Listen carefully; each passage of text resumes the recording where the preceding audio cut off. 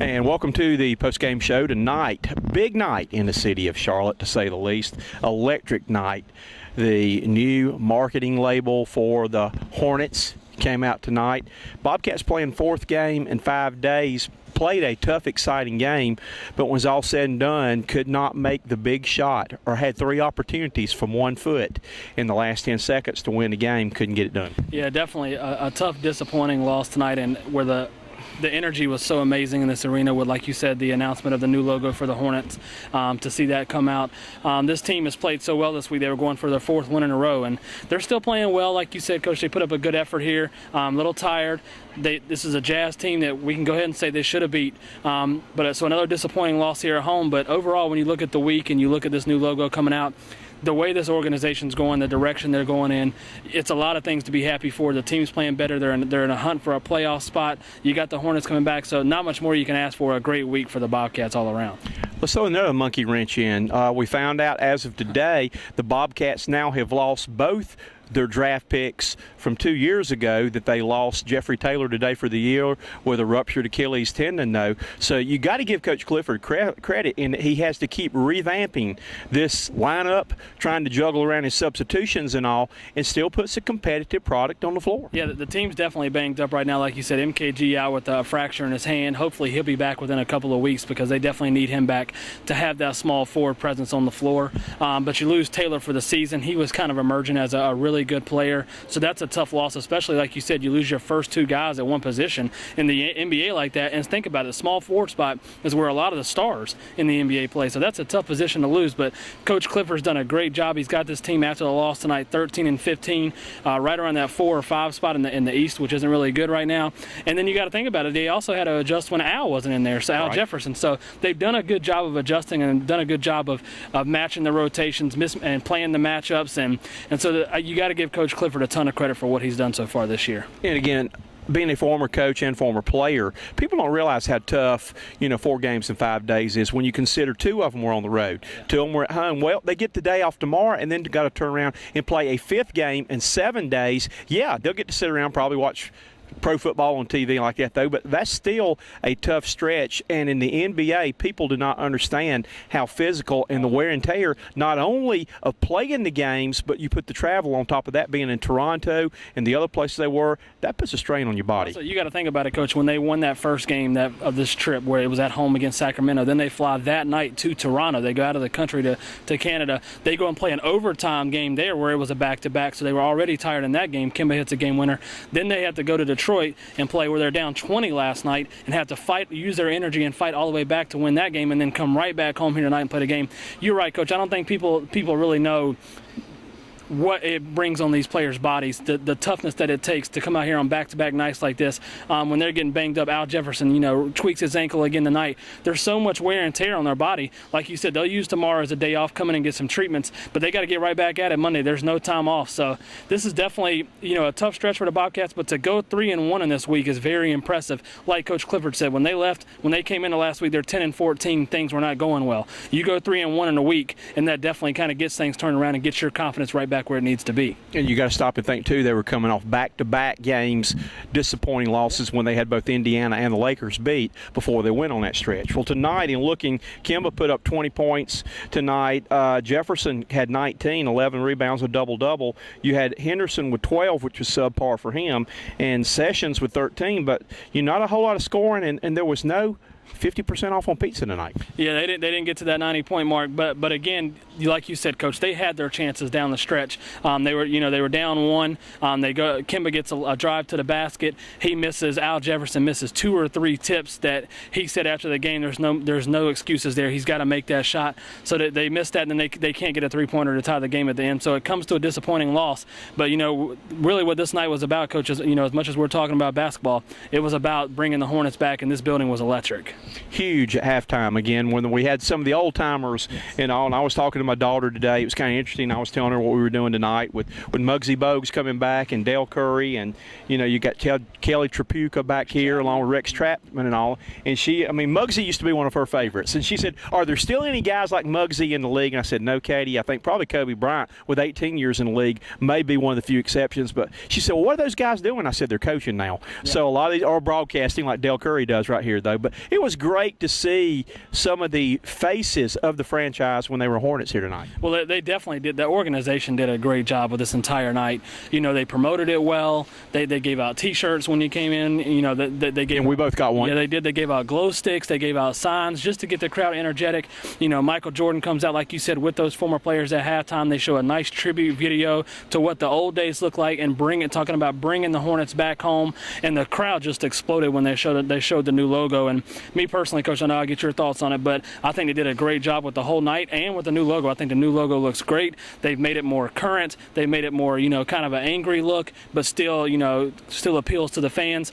And overall, I just got to give the organization a ton of credit for how they've handled this, bringing the same colors back. They've listened to the fans. That's the number one thing, and you got to give them an A+ for how they're handling this situation. And I will tell you, as a season's ticket holder, that I get surveys all the time. I did a survey this week about, what's going on with the franchise, or the people nice here and all, that they get feedback all the time with that, which is something I appreciate. I made some recommendations. I told them I miss Potato Lady from the old Charlotte Coliseum over there that Coach Tony and I used to eat, baked potatoes and the Western barbecue sandwiches that we used to have over there with the carts and stuff. But I like the way they look for feedback. They look for answers with the fans, and I love the new logo.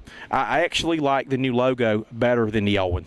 Well, I agree. You always want to be nostalgic talking about the old logo. You're always going to love it because it's the original. But they did a great job of updating it so it looks current today. And the fans love it. Everybody, from what I've heard, has got great reviews. And again, Coach, we have to give credit to Michael Jordan, the owner in this organization, because in the past, fans, us, we've all bashed him for kind of how there's been some bad decisions in the organization, whether it's drafting players, whether it's they win 7 games in that season, they didn't get enough talent. So now you have to give the owner and the organization credit, like you just said, when they listen to the fans, when they interact with the fans with the surveys, and they want to make sure they get this right. And they're doing this right. They've got a better talent on the floor with this team who's competing for a playoff spot, as well as bringing your original Hornets back. You have to give them a ton of credit for how they're doing this. And, the energy around this team in the city right now is great. Well, the thing I like, the new logo makes you want to attack right there, attack. And I can't wait for us to be back alive at the Hive. I hope they will convert us back into the Hive again with that, though. But again, great night right here. Again, the icing on the cake in a movie-type situation would have been for that last-second shot to go down, and everybody goes home happy that Al Jefferson beats his former team on a last-second shot on unveiling of a new thing. But we live in a real world. Yeah, tough loss, but this was the loudest I've heard this building all season. And I think with the team winning games and with this coming back, they're doing 4 more Buzz City nights, like you talked about with the Legends bobblehead dolls with Daryl Curry, Muggsy Bogues. I want a Muggsy bobblehead. So they're gonna. This is just not a one-night thing leading into the Hornets next year. They're going to do this more nights in the season.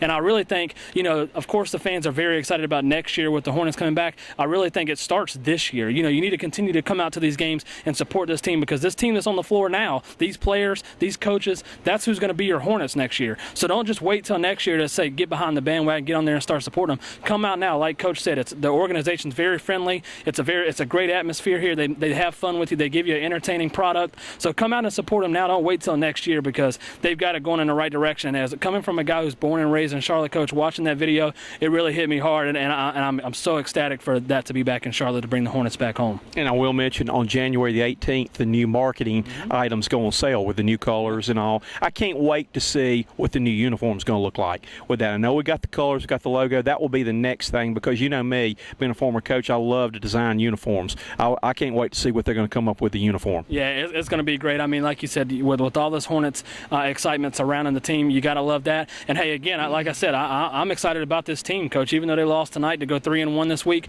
they're right there 2 games under 500. They're not just battling for a playoff spot right now. I know they're under 500, but they're not battling for a playoff spot. They're battling for a home advantage here in the first round. They could get a 4 seed the way this Eastern Conference is playing out and have home court advantage in that first round. So like Coach Clifford said, he said in the press conference, Coach, when we talked to him, this team has something to play for. So don't just think this is your same old Bobcats, they're going to fall off. It's good to have them in the conversation now. This team's here to win right now, and they're here to try to make the playoffs. Let's talk to you mentioned Coach Clifford and all like that we've had a revolving door of coaches here the last couple of years ago, but share with our fans what you've heard said too, though. This guy As a former coach, I love to hear what he talks basketball here with him, though. But what have the people around the league been saying? Well, around the league, it's just been rave reviews, about Coach Clifford and how he's coached his Bobcats team. Because, again, yes, they have more talent this year by adding Al Jefferson and getting their players better. But, again, they're not the most talented team in the league. And they were, the last 2 years, Coach, we watched it, the defense was the worst in the NBA. Teams were getting layups, 70 points in the paints per night. Well, Coach Clifford has came in, and people around the country, national basketball media people, are saying that the Bobcats defense is elite. The Bobcats defense is one of the best in the league and helps them. Number 2. That's all part of Coach Clifford coming in and changing the mindset of this team. He's got his guards rebounding. He's got his defense going. And I've heard numerous people, like I said, Coach, on the national media stage, have said that if the season ended right now, and I know it's very early, that Coach Clifford would be Coach of the Year in the NBA hands down. And that's saying something when you got a guy like Terry Stotts in Portland who's got his team off to a 22-5 start. Jeff Hornacek in Phoenix doing a good job.